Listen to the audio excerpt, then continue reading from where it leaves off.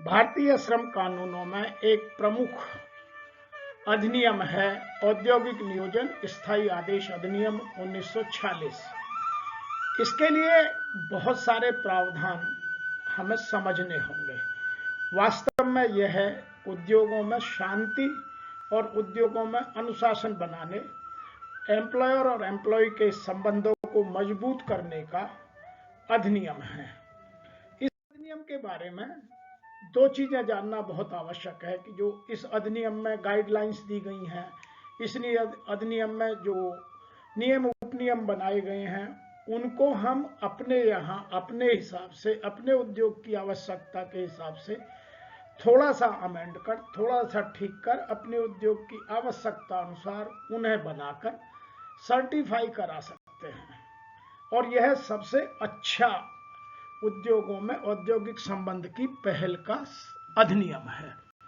इसीलिए इसमें इसके प्रावधानों को समझना और उन्हें अपने यहाँ लागू करना अत्यंत आवश्यक है, ताकि इसमें जो प्रावधान दिए गए हैं उनके कारण उद्योगों में शांति बनी रहे, सद्भाव बना रहे, उत्पादकता अच्छी रहे, अनुशासन अच्छा रहे, एक अच्छी कार्य संस्कृति का विकास हो। इसीलिए इसके प्रावधानों को आज हम चर्चा में लाकर आपके साथ विचार विमर्श करने की जरूरत है। उद्योग में बहुत सारे तरह के कर्मकार काम करते हैं। उनमें कुछ स्थायी होते हैं, कुछ अस्थायी होते हैं, कुछ टेम्परेरी होते हैं, कुछ परमानेंट होते हैं, कुछ अप्रेंटिसशिप एक्ट के तहत होते हैं, कुछ और तरीके के, जैसे कुछ पहले सीजनल इंडस्ट्री होती थी तो उनमें बदली कर्मकार होते थे। तो बहुत सारे क्लासिफिकेशन है, बहुत सारे शिफ्टों की बात है, बहुत सारे और जो प्रावधान है जिनसे उद्योग गवर्न होता है। छुट्टी कैसे दी जाएंगी, कौन कौन सी दी जाएंगी, कौन छुट्टी पास करेगा, मेजर मिसकंडक्ट क्या है, माइनर मिसकंडक्ट क्या है, उनकी सजाएं क्या हो सकती हैं, डिसमिसल कैसे हो सकता है, वो सब चीजें इनका हिस्सा है। तो इसमें पहले जो नंबर था अभी वर्तमान में, वो जहां 20 या 20 से अधिक कर्मचारी काम करते हैं वहां स्थायी आदेश का पालन किया जाना आवश्यक है। लेकिन अब नए नियमों में इसको उठाकर 20 से 100 वर्कर तक ले जाया गया है, ताकि जो छोटे संस्थान हैं उनको इससे मुक्ति मिल सके, आराम मिल सके। वो अपने अपॉइंटमेंट लेटर से जो टर्म्स एंड कंडीशन डिसाइड करेंगे उनसे इनको लागू कर औद्योगिक शांति को बढ़ाया जा सकता है। लेकिन जहां 100 से अधिक कर्मकार काम करते हैं वहां स्थायी आदेशों का होना अब आवश्यक हो गया है। तो इसीलिए इसके प्रावधानों को जानने की बहुत आवश्यकता है। तो स्टैंडिंग ऑर्डर्स के बारे में यह जानना आवश्यक है कि स्टैंडिंग ऑर्डर्स जो रूल्स हैं, जो आपके इंडस्ट्रियल एम्प्लॉयमेंट स्टैंडिंग एक्ट के शेड्यूल में जो इंडस्ट्री आती है उनमें जो लागू होते हैं, उन सबको यह डिफाइन करता है। अब इसमें क्या क्या आता है? Classification of workman, temporary, permanent, apprenticeship, probationary, seasonal and many others if you have. Manners of intimating workman, periods of hours and work, holidays, पे डेज, वेज रेट्स, ये इसमें आती हैं। और क्या आता है इसमें? शिफ्ट वर्किंग आती है, अटेंडेंस एंड लेट कमिंग आती है, conditions of procedure in applying for the authority which may grant the leave and holidays, कौन दे सकता है, रिक्रूटमेंट कौन कर सकता है, या आप किन गेटों से अंदर आ सकते हैं, उन किन गेटों से बाहर जा सकते हैं, आपकी लाइबिलिटीज क्या हैं, तो ये सब चीजें इसमें डिफाइन है। Closing and reopening the section of industrial establishment, कौन कब बंद किया जाएगा, कब खोला जाएगा, टेम्परेरी स्टॉपेज कैसे होगा, ये सब चीजें भी इनमें डिफाइन की जा सकती हैं, ताकि उद्योगों में सौहार्द और सद्भाव बना रहे और एक अच्छी कार्य संस्कृति के तहत अच्छी उत्पादकता से उद्योगों की जो लाभ की क्षमता है वह बढ़ाई जा सके, और जो श्रमिकों के हित लाभ है उनकी भी रक्षा की जा सके, और श्रमिकों के जो सिक्योरिटी है, जॉब सिक्योरिटी है, जिसको सबसे ज्यादा लोग महत्व देते हैं, उसकी भी रक्षा की जा सके। termination of employment and notice thereof to be given to the employer and workman कौन से दिए जा सकते हैं, सस्पेंशन कैसे हो सकता है, सस्पेंशन में कितना कितना लाभ कैसे कैसे मिलेगा, और means of redressal of workman against unfair treatment, wrongful execution by the employer or his agent or servant, यदि किसी के साथ कोई अन्याय हो गया है तो उसको कैसे रिड्रेस किया जा सकता है, और इस तरह के और बहुत सारे मैटर्स स्टैंडिंग ऑर्डर्स के दायरे में आते हैं। तो ये इसकी आवश्यकता का प्रमुख नियम है। दूसरी हम बात करते हैं इसमें क्या क्या बनता है। इसमें रूल्स बनते हैं, रेगुलेशंस बनते हैं, गाइडलाइंस बनती हैं, कंप्लायंसेज होता है, सबके साथ एक स्टैंडर्ड वे में कंडक्ट या बिहेवियर किया जाता है, और जो प्रोसीजर है वो सबके साथ समान रूप से फॉलो किया जाता है। और उन प्रोसीजर्स में दो चीजों का विशेष रूप से ध्यान रखा जाता है। Number 1 uniformity, number 2 principle of natural justice. तो आप देखेंगे कि कोई भी ऐसा रूल्स आप स्टैंडिंग ऑर्डर्स में नहीं ला सकते जो प्रिंसिपल ऑफ नेचुरल जस्टिस के अगेंस्ट हो। तो यहाँ दो तीन चीजें बहुत तेजी से समझने की हैं। सबसे पहली बात है कि इसका उद्देश्य क्या है। इसका उद्देश्य है कि जो आपके यहाँ रूल्स एंड रेगुलेशंस हैं उनको ठीक से डिफाइन करना, कि आपकी कंडीशंस ऑफ एम्प्लॉयमेंट आपके एस्टेब्लिशमेंट में क्या क्या होंगी और उनको किस किस तरह से लागू किया जाएगा। दूसरा, to regulate the standard of conduct of employees और एम्प्लॉयर्स, दोनों के कंडक्ट को रेगुलेट करता है। लेबर मैनेजमेंट रिलेशन में डेवलप करने में, उनको विकास करने में, उनको मेंटेन करने में मदद करता है। नंबर 3 है maintain proper discipline, harmonious working conditions, achieving higher productivity, providing satisfactory employment. तो ये चारों चीजें बहुत जरूरी हैं। उद्योग में डिसिप्लिन भी जरूरी है, हार्मोनियस वर्किंग कंडीशंस भी जरूरी है, हायर प्रोडक्टिविटी के बगैर आज उद्योग कॉम्पिटिटिव नहीं हो सकता, और जो वर्कमैन है उसका सेटिस्फैक्शन होना भी बहुत जरूरी है, तभी उसका एम्प्लॉय एंगेजमेंट रेशियो आगे बढ़ेगा। चौथा उद्देश्य है to provide the redressal grievance, जहां भी कोई लोग काम करते हैं तो कुछ ना कुछ कॉन्फ्लिक्ट, कुछ ना कुछ ग्रीवेंस, कुछ ना कुछ डिस्प्यूट होता रहता है, तो उसके रिड्रेसल का प्रोसीजर, और उसमें किसी के साथ भी, ना एम्प्लॉयर के साथ ना एम्प्लॉय के साथ कोई अनफेयर ट्रीटमेंट हो या कोई रॉन्गफुल एग्जीक्यूशन हो, उससे बचने के लिए इसमें कुछ प्रावधान डाले जाते हैं। To specify the duties and responsibilities, दोनों की, एम्प्लॉयर एम्प्लॉय की जो राइट्स और ड्यूटीज, उसके अधिकार और कर्तव्य दोनों को डिफाइन करने की कोशिश की जाती है। To provide statutory sanctity of importance of standing orders, तो इस तरह के प्रावधान हैं।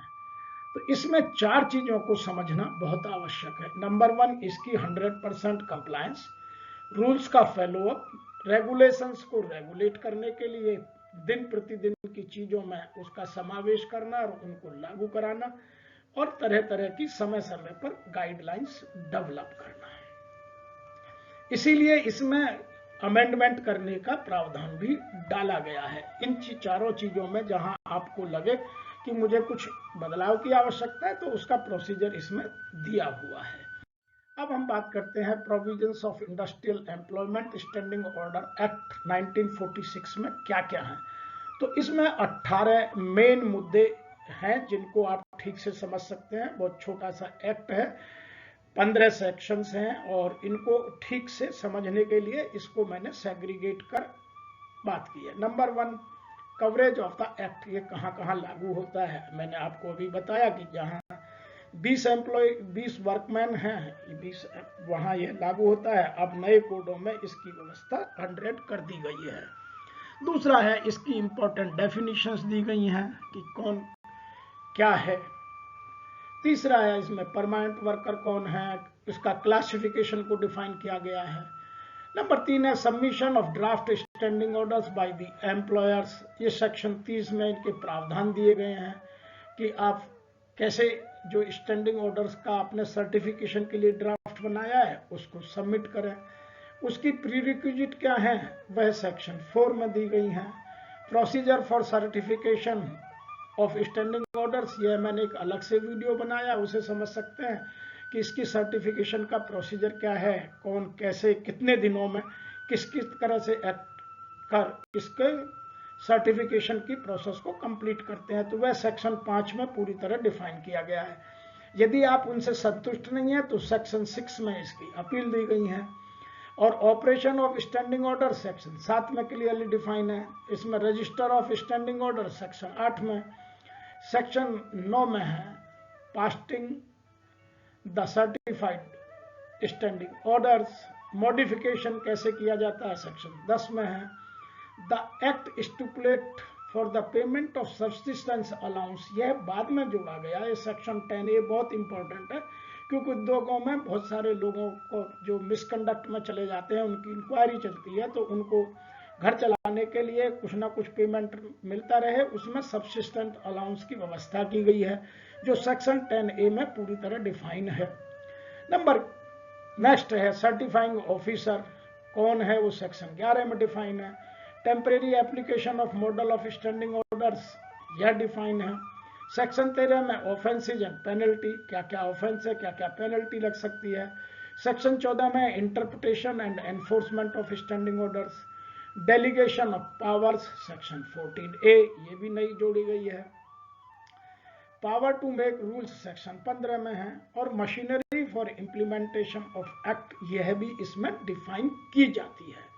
तो ये मोटे मोटे इसके प्रावधान हैं जिनको हम समझ सकते हैं और अपने उद्योग की प्रोडक्टिविटी, अपने उद्योग में हार्मोनियस इंडस्ट्रियल रिलेशंस और अपने उद्योगों में high level of employee engagement को बढ़ाने के लिए इन चीज़ों को पालन करने के लिए डिटेल में डेप्थ में समझ सकते हैं। अब बात करते हैं कि लर्निंग ऑब्जेक्टिव्स, जो भी हमने ये वीडियो बना रहे हैं या आपके साथ बात कर रहे हैं, इसके ऑब्जेक्टिव क्या है। Number 1, meaning relevance standing orders for maintaining industrial peace, इसके क्या कारण हैं उनको समझने के लिए, ताकि मेरे उद्योग में शांति बनी रहे, मेरी उत्पादकता सबसे अच्छी हो, ताकि मेरी प्रॉफिटेबिलिटी बढ़ सके। दूसरा इसका उद्देश्य है procedure of submission the draft standing orders, कि मैं कैसे ठीक से बना करके उसे सबमिट करूं। नंबर 3 है प्रोसीजर फॉर सर्टिफिकेशन। नंबर 4 है अपील अगेंस्ट सर्टिफिकेशन। नंबर 5 है ऑपरेशन, रजिस्ट्रेशन, पास्टिंग और modification, powers of certified officers. तो ये सब चीजें इसमें इसके लर्निंग ऑब्जेक्टिव्स हैं जिनको हम आज बात करेंगे। नंबर नेक्स्ट आता है why are certified standing orders are important. इसका एक प्रमुख कारण है certified standing orders are important aspect of labour law in India. It is an integral part of the employment relationship. They provide the clear framework for the functioning of workplace and ensure there is uniformity in terms and conditions of employment. क्योंकि हम उद्योगों में बहुत सारे कर्मकारों को नियोजन देते हैं, उन सबके साथ समान व्यवहार कर सकें, समानता की भावना से एक सा उनके साथ इनडिसिप्लिन में व्यवहार कर सकें, उसमें कोई गलती ना हो, उन सब के लिए ये रूल्स एंड रेगुलेशंस बनाए जाते हैं। दूसरा इसकी एक आवश्यकता का मुख्य कारण और भी है कि मेरी प्रोडक्टिविटी बनी रहे, मेरे जो रिलेशंस हैं मजबूत बने रहें और लॉन्ग टर्म तक हम एक दूसरे के सहयोगी बनकर अच्छे से एक दूसरे को जरूरत पड़ने पर सपोर्ट करें, किसी तरह की गलतफहमी का हम शिकार ना हो। What is the certified standing order? एक तो मॉडल स्टैंडिंग ऑर्डर तो एक्ट में है, सर्टिफाइड के लिए हमें बनाने पड़ते हैं और उन्हें सर्टिफाई कराना पड़ता है। Once the standing orders are certified they constitute the conditions of service. वह आपके जो सर्विस के नियम है उन्हें एक संविधान की तरह बना देते हैं, मैनेजमेंट को फॉलो करने होते हैं, उनमें डेविएशन की फिर आवश्यकता नहीं है। यदि कोई भी उनमें डेविएशन करता है उसके अगेंस्ट में हम कोर्ट में जाकर या एक कमेटी बनाकर उनमें उनको ठीक कराने की निवेदन या अपील कर सकते हैं। तो यहाँ यह बात जानने की आवश्यक है कि जो ऑलरेडी एम्प्लॉयमेंट में है ये केवल उनके लिए ही लागू होते हैं। जो नए आएंगे वो जब एम्प्लॉयमेंट में आ जाएंगे तब आएंगे, उससे पहले ये लागू नहीं है। दूसरी बात, what is the procedure for certification of standing orders. इस प्रक्रिया में 4 मेजर हिस्से हैं, इन चारों को जानना बहुत आवश्यक है। सबसे पहला है the employer has to prepare draft. उन्हें अपने जो सर्टिफाइड स्टैंडिंग ऑर्डर्स बनाने हैं उनका ड्राफ्ट बनाना होगा, जिस ड्राफ्ट में उन्हें वो सब चीजें जो इस एक्ट में एज ए गाइडलाइन दी गई हैं उन चीजों को डालना होगा, जो मैंने अभी थोड़ी देर पहले आपके साथ विस्तृत रूप से चर्चा में डिस्कस की थी। दूसरा, उनकी 5 कॉपी बनानी होंगी।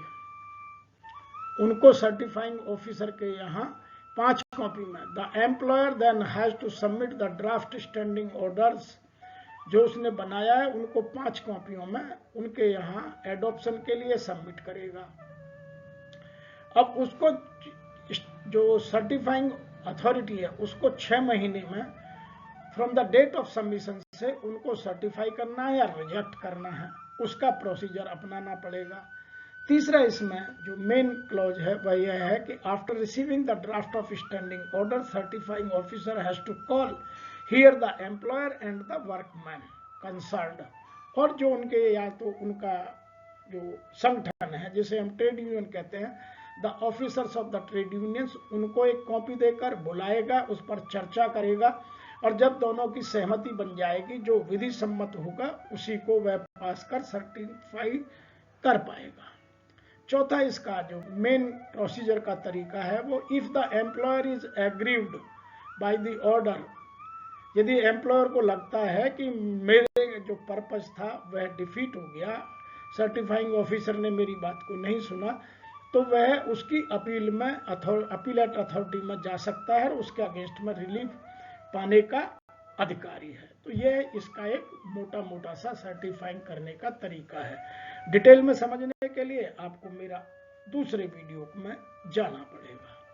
अब हम बात करते हैं सेक्शन 10A, जिसकी मैं अभी थोड़ी देर पहले बात कर रहा था कि जब हम किसी एम्प्लॉय को मिसकंडक्ट में, वो मेजर भी हो सकता है माइनर भी हो सकता है, इंक्वायरी में हम सस्पेंड करते हैं, सस्पेंड कितने दिन के लिए होगा, किस तरह से होगा, वह सर्टिफाइड स्टैंडिंग ऑर्डर्स में डिफाइन किया जाता है। तो उसके तहत उसको यदि हमने लंबे समय के लिए टर्मिनेट कर दिया है, उसकी पेंडिंग इंक्वायरी, डोमेस्टिक इंक्वायरी में उसको सस्पेंड कर दिया है, तो उसको सब्सिस्टेंस अलाउंस दिया जाना आवश्यक है। यहां उसमें 2 प्रावधान दिए गए हैं, at the rate of 50% for first 90 days. यदि किसी आदमी की आप इंक्वायरी कर रहे हैं तो पहले 90 दिन तक उसे आप 50%, यदि इंक्वायरी में गिल्टी होता है तो आप उसको 50% वेज को नहीं देने के भागी होंगे। दूसरा, यदि आप 90 दिन से अधिक चलाते हैं तो आपको 50 की जगह 75%, जितने दिन भी आप इंक्वायरी करेंगे तब तक आप उसे देते रहेंगे। और यह है 50% और 75% उस वेज का है जिस दिन वह जिस ऑर्डर के तहत उसको सस्पेंशन किया गया था। यदि उसके बाद कोई वेज में बढ़ोतरी होती है तो वह बढ़ोतरी उस पर लागू नहीं होती है। इसमें बहुत कंफ्यूजन रहता है, इसलिए यहाँ यह बात स्पष्ट समझने की है कि जिस दिन उसको सस्पेंशन का ऑर्डर दिया गया उस दिन उसका जो वेज रेट है उस वेज रेट का ही 50% या 75% विच एवर इज एप्लीकेबल वो लागू होगा।